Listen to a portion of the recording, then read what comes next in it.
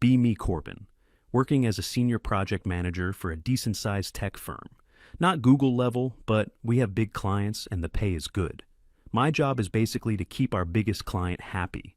It's a high-stress, high-reward kind of deal. The client is this old-school manufacturing giant. No-nonsense people. They only care about two things: deadlines and results. For 5 years, I've delivered both without fail. Our team was a well-oiled machine. A few guys, a few girls, nobody cared. We just got the work done. Life was pretty straightforward. Then Juliana arrived. She was a new hire, brought in from outside to be the new department head.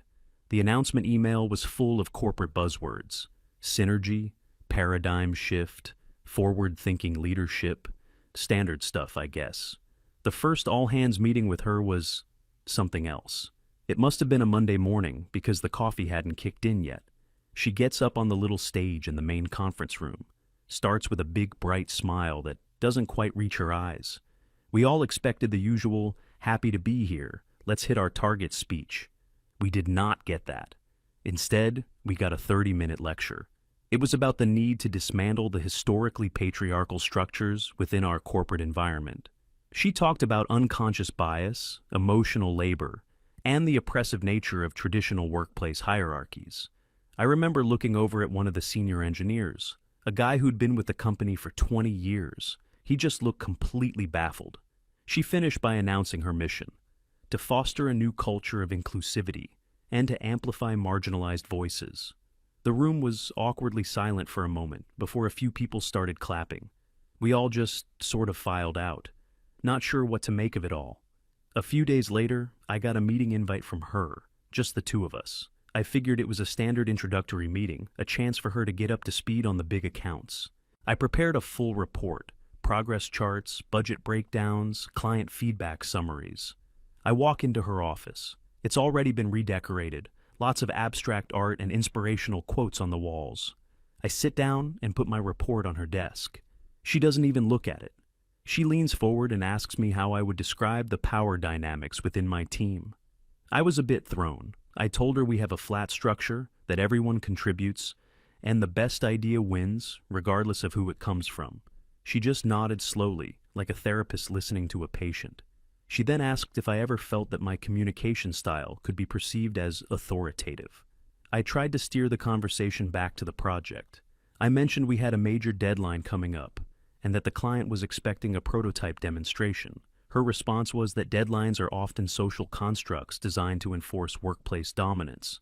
The whole conversation felt like I was speaking a different language. I was talking about numbers and deliverables. She was talking about feelings and invisible forces. I left that meeting feeling a definite sense of unease. About a week later, the hammer dropped. I got a summons from HR. That's never a good sign. The HR lady had that professionally sympathetic look on her face. She explained that the company was undergoing a strategic restructuring of my department. My role, she said, had been deemed redundant. Redundant. After 5 years of exceeding every target and getting stellar performance reviews, they offered me a severance package, a pretty generous one, I have to admit. Or, she said, I could accept a transfer to the internal logistics department. It was a clear step down, less responsibility, less pay, and zero client interaction. It was a classic case of being managed out. They didn't have grounds to fire me, so they were making my position so unappealing that I'd quit. I thought about it for a minute. My pride was telling me to take the money and walk.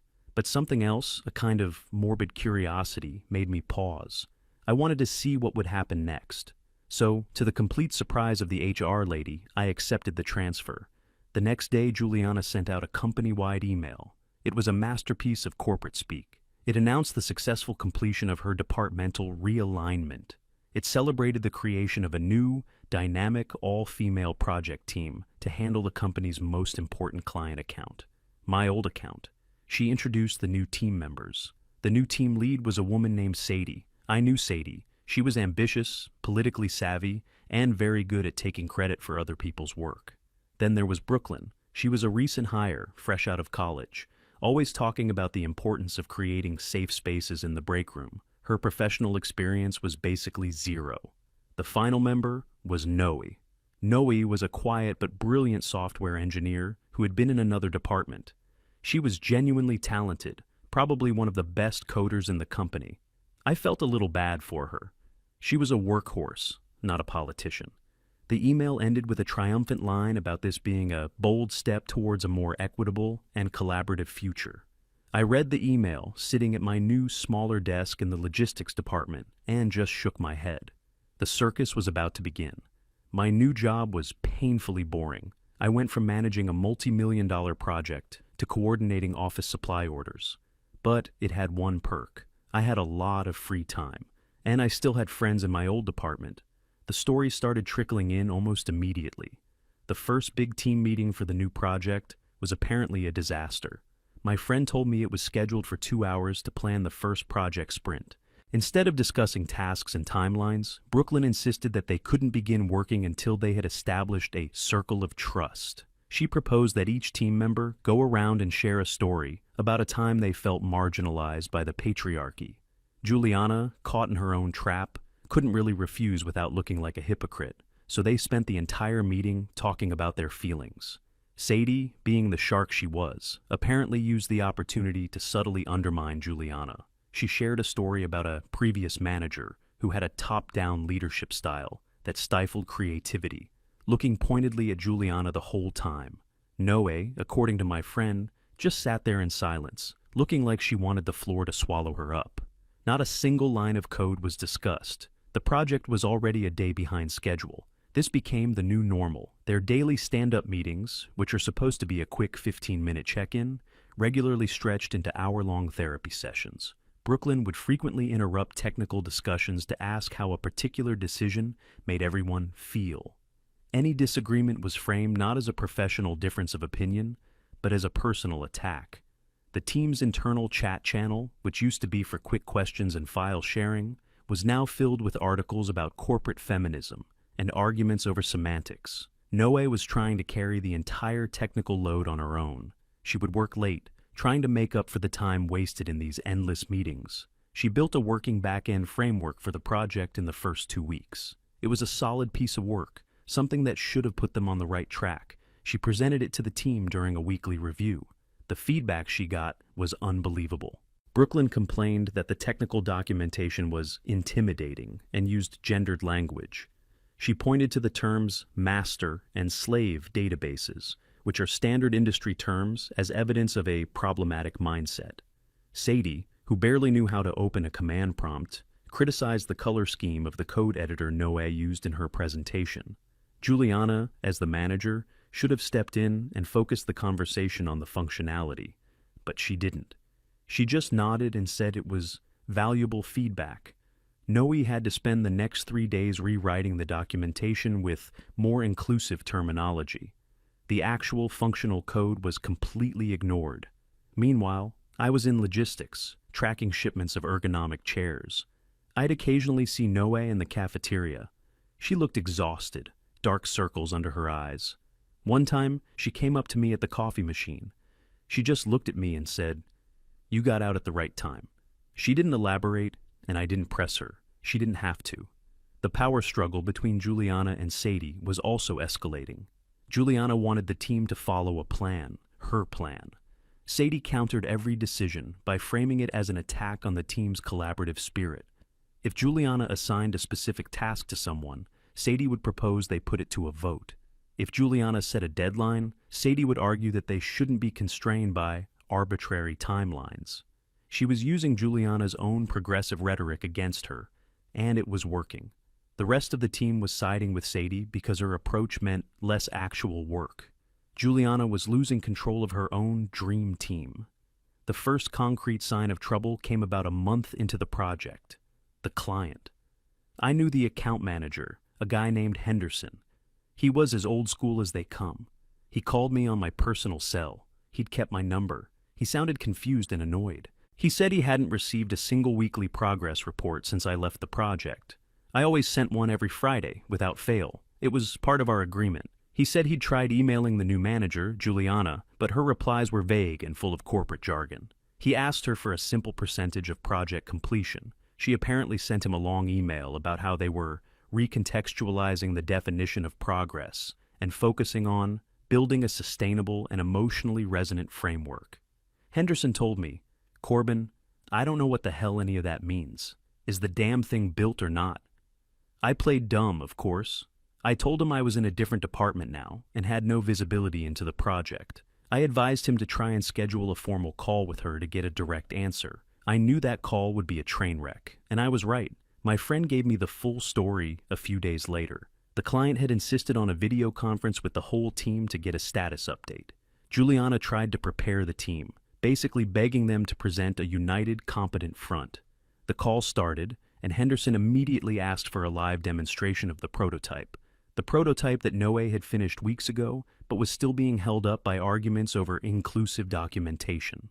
There was a panicked silence from the team. Juliana tried to deflect, talking about the ideation phase they were in. Henderson wasn't having it. He said, "The proposal said you'd have a functional prototype by this date." Sadie then jumped in, trying to make herself look good. She said that the original timeline, developed under the previous leadership, was unrealistic and aggressive. She was throwing me under the bus, even though I was no longer there. Then Brooklyn made things 1,000 times worse. She unmuted herself and told the client, a man in his late 60s, that his focus on rigid deadlines was indicative of a toxic masculine mindset. There was just dead silence on the line. Henderson, to his credit, remained calm. He just said, "So there is no prototype." Juliana finally admitted that it wasn't ready to be shown. He thanked them for their time and ended the call. The fallout was immediate. Juliana got a furious email from her own boss, the VP, who had been CC'd on the meeting invite. The pressure was suddenly on. The facade of their progressive utopia was crumbling and reality was setting in. Juliana tried to clamp down. She sent a stern email to her team, saying that from now on, all communication would follow a strict hierarchy, and all tasks would be assigned directly by her. She was abandoning the collaborative model and trying to impose order. This was the moment Sadie had been waiting for. She immediately forwarded Juliana's email to HR. She also sent it to a few other female employees in the department, with a note saying she was deeply concerned by Juliana's sudden shift to a hostile and authoritarian management style. She was painting Juliana as a traitor to the cause. Brooklyn, of course, backed her up completely. She filed her own complaint with HR, claiming that Juliana's new rules were creating a psychologically unsafe work environment. So now Juliana was not only failing the project, but she was also being formally investigated by her own company for being a toxic manager, all based on the very principles she herself had championed. The irony was so thick you could cut it with a knife. No, the only person actually trying to work was caught in the crossfire. She had two managers giving her conflicting instructions. Juliana was telling her to work overtime and get the prototype ready at all costs. Sadie was telling her that she shouldn't be forced to work under such stressful conditions, and that she should prioritize her well-being. I saw her in the parking lot one evening. It was late, almost 9 p.m. She was just sitting in her car, not moving. She looked completely defeated. The project was now weeks behind schedule. The client was furious. The team was in open rebellion against its own leader, and Juliana, the architect of this whole mess, was completely trapped. Every move she made was wrong. If she was lenient, nothing got done, and Sadie undermined her. If she was strict, she was labeled a toxic, authoritarian hypocrite. She had created a system that was designed to self-destruct, and we were all just watching it happen, one disastrous meeting at a time. The final presentation to the client was scheduled for the end of the quarter. It was a hard deadline, written into the contract. Failure to deliver a finished product by that date would result in severe financial penalties for our company, and more importantly, the almost certain loss of the client. Everyone knew this was the final showdown. The atmosphere in the office in the weeks leading up to it was incredibly tense. Juliana was a ghost. She spent most of her time in closed-door meetings with her boss and HR. Sadie was walking around like she already owned the place, holding informal check-ins with the team to boost morale, which was really just a way to solidify her position as the de facto leader. Brooklyn was busy researching company policies on mental health days, and Noe was just coding. She had completely isolated herself, wore noise-canceling headphones all day. She was trying to build an entire complex piece of software by herself in a matter of weeks. It was an impossible task. I almost felt sorry for Juliana. Almost. She had brought this all on herself. She had sacrificed competence for ideology, and now she was about to pay the price. The final week before the presentation arrived, the whole department was walking on eggshells. The story of the all-female dream team had become a sort of open secret, a cautionary tale whispered at the water cooler. It was no longer a bold social experiment. It was a dumpster fire, and everyone was just waiting for the final explosion. The day of the big presentation arrived. It was a gray, overcast morning, which felt strangely appropriate. The entire office was quiet. Not a productive quiet, but a nervous, holding its breath quiet. I was at my desk in logistics, processing an invoice for a new batch of toner cartridges, but my mind, like everyone else's, was on the big glass conference room on the third floor. My sources had filled me in on the final days of preparation. It was, by all accounts, a complete meltdown. Juliana had tried to take full command, working 18-hour days to stitch together something, anything, that looked like a finished product. She had basically locked herself and Noe in a room with a whiteboard. The problem was, Juliana didn't understand the technical side of things at all, so she would draw vague diagrams of synergistic user experiences and holistic engagement funnels. Then she'd demand Noe turn those buzzwords into functional code in a matter of hours. Noe, running on caffeine and sheer willpower, was doing her best to translate the corporate poetry into something real. But she was just one person. Meanwhile, Sadie and Brooklyn had effectively checked out. Sadie was busy networking, having coffee chats with people from other departments, presumably laying the groundwork for her next move after the inevitable crash. She was positioning herself as someone who had tried to salvage the project from Juliana's mismanagement. Brooklyn had declared that the stress of the impending deadline was triggering for her. She spent most of the final week working from home, sending occasional emails about the importance of team wellness and self-care. The final dress rehearsal, the day before the presentation, was the breaking point. They gathered in a conference room to do a run-through. Noe presented the prototype. It was functional, barely. The core features were there, but it was riddled with bugs and the user interface was a mess. It was what you'd expect from one person doing the work of 5 in a fraction of the allotted time. Instead of gratitude or constructive feedback, Noe was met with a fresh wave of criticism. Brooklyn said the color palette gave her anxiety. Sadie pointed out a typo in one of the menus and treated it like a fatal flaw in the project's entire architecture. Juliana, panicked and frayed, started blaming Noe for not working fast enough. That's when Noe finally snapped. She didn't shout. She didn't cry. She just stood up, closed her laptop, and said in a very quiet, very calm voice, "I'm done." She walked out of the room, went to her desk, packed her personal belongings in a small box, and left the building. She emailed her resignation to HR from the parking lot. So, on the morning of the most important presentation in the company's recent history, the team's only competent member was gone. The presentation was scheduled for 10 a.m.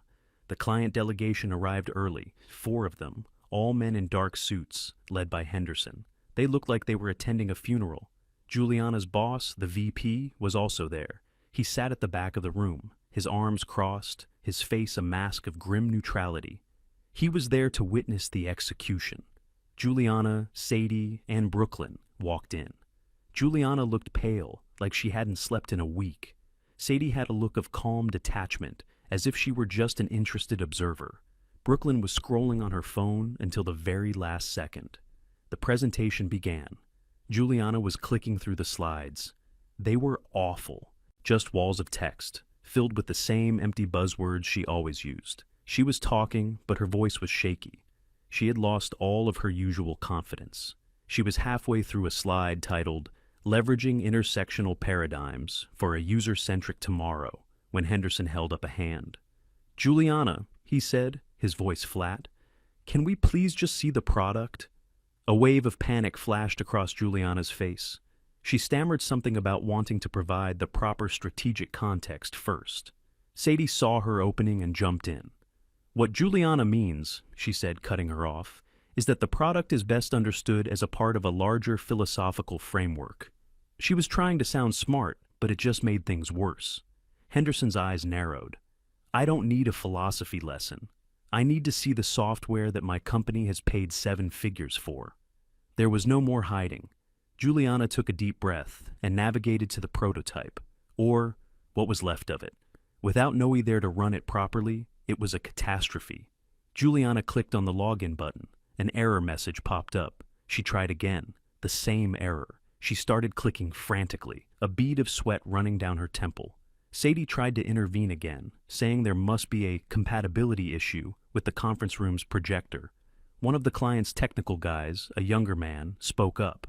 "That's a database connection error. It has nothing to do with the projector." The room fell silent. The lie had been exposed, instantly and clinically. The humiliation was palpable. Juliana just stood there, frozen, staring at the error message on the screen. It was over, and she knew it. But then it got even worse. The facade of sisterhood and collaboration vaporized in an instant. Primal survival instincts took over. Juliana was the first to break. She turned to the client, her voice cracking.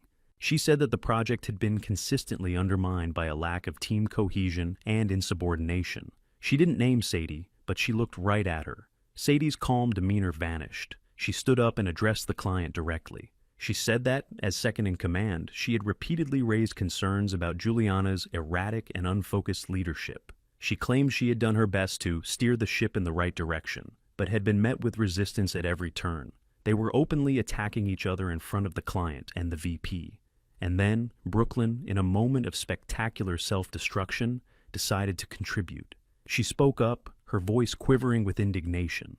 She looked at Henderson and said that she felt his aggressive and demanding line of questioning was creating a hostile environment. She said that the team's emotional well-being had been compromised by the client's unrealistic expectations. That was it, the final nail in the coffin. Henderson just stared at her for a long moment. There was no anger on his face, just a kind of weary disbelief. He slowly closed his notepad. He stood up. The other 3 men from his company stood up with him. He looked at the VP at the back of the room, not at the 3 women at the front. "We're done here," he said. "Consider the contract terminated." And then they just walked out of the room. They didn't slam the door. They didn't shout. It was quiet, professional, and absolutely brutal. For about 30 seconds, nobody in the room moved or spoke. Juliana, Sadie, and Brooklyn just stood there amidst the wreckage. Then the VP stood up. He walked to the front of the room, his footsteps echoing in the silence. He looked at the 3 of them, one by one. Then he looked at Juliana and said just 2 words. "My office, now." He turned and walked out. Juliana followed him like a robot, her face completely blank. The news spread through the company faster than a wildfire. The loss of our biggest client. The public implosion of Juliana's dream team. It was the only thing anyone was talking about. Juliana was fired before lunch. She was escorted out of the building by security, carrying her inspirational quotes in a cardboard box. There was no company-wide email announcing her departure. She just vanished. Sadie's political maneuvering had failed spectacularly. She wasn't fired, but she was seen as toxic. Her attempt to blame Juliana had backfired, making her look treacherous and unprofessional in front of the VP. She was demoted and moved to a do-nothing role in the marketing department. Her career at the company was effectively over. Brooklyn was part of the round of layoffs that was announced the following week to offset the financial impact of the lost contract. Nobody was surprised.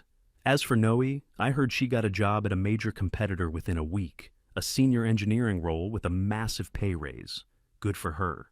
The dust began to settle. The company was in crisis mode. The stock price took a hit. Morale was at an all-time low. I just kept my head down in the logistics department, ordering staples and managing spreadsheets. About a week after the presentation disaster, I got an email. It was from the VP's executive assistant. The subject line was simple: meeting. I walked into the VP's office, the same one Juliana had been summoned to before she was fired. He looked tired, but he got straight to the point. He said the company was in a difficult position. He said they had made a mistake. He didn't mention Juliana by name. He just talked about a failed leadership experiment. He said that their #1 priority was trying to salvage the relationship with the client. He told me that Henderson had specifically mentioned my name in his final conversation, noting that things never went wrong when Corbin was in charge. Then he made me an offer. He wanted me to head a new special projects team, a crisis team, basically. My first task would be to go back to the client, hat in hand, and try to win them back. He offered me my old job back, with a new title, a significant raise, and complete autonomy to build my team however I saw fit. I don't care who you hire, he said. Male, female, young, old. I just care about one thing, competence. Find me the most competent people for the job. I told him I'd do it. The next Monday, I walked back into my old office. The abstract art and inspirational quotes were gone. It was just a blank canvas. It felt good. I spent the whole morning on the phone with HR and various department heads. I was building my new team. I brought back the senior engineer who had been baffled by Juliana's speech. I hired a sharp young woman from the analytics department who was known for being a data wizard. I called a guy I used to work with who had left the company a year ago, one of the best project architects I knew, and convinced him to come back. The list of names on my notepad was a mix of men and women. The only thing they had in common was that they were all very, very good at their jobs. My last action of the day was to open up my email. I drafted a message to Henderson. It was short and to the point. I apologized for the recent breakdown in communication. I informed him that I was back in charge of his account, and I asked if he would be willing to give us one more chance, a 30-minute call, to show him a concrete plan for how we were going to fix this. I hit send. Then I leaned back in my chair. There was a mountain of work to do, a disaster to clean up. But for the first time in months, things felt clear. The noise was gone. The ideology was gone. There was just the work, and a team of capable people ready to do it. It was a good start.